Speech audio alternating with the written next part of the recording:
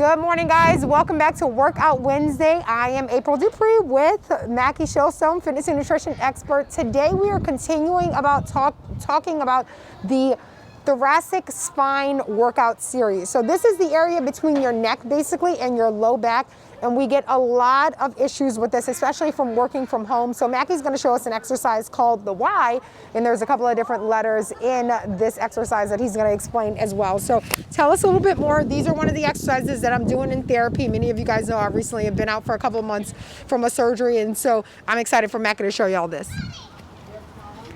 Thank you, April. And I might as well let everybody know that April had a nuclear generator implanted in her body in order to keep up with the work that we've been doing. She's part bionic like I am. She'll get used to it, but that's what's going on. Now, speaking of what we're doing today, that's for humans. We, as there are children around us too, we're doing a Y, and we're going to come down to a T, and we're going to go to an inverted V. I'm going to show you on this stability ball, 65 centimeters. And then I'm going to show you sitting on it. You could be in a chair. You can use water bottles or nothing. And the whole idea is stabilizing the 12 vertebrae from the T1 all the way to T12. I think the little duckies want to join us today. They're so cute, but they're so loud. So Maggie's going to get on this stability ball. You can do this, guys, on the ball. It's super simple. I'm going to ask him to show you a modification too.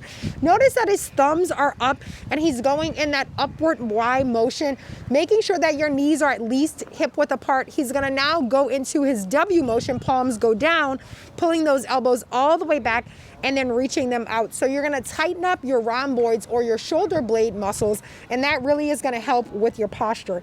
He's then going to go into his T motion, bringing the arms all the way out. Notice that his hands aren't quite in alignment with his shoulders.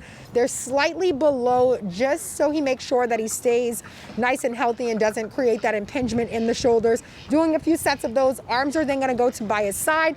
Thumbs are in, facing towards the low back, pulling your arms up as high as you can without arching the back, and then returning back to the center. So how many reps would you say that we should do of this? And then I'm just going to quickly get him to show you guys a modification as well.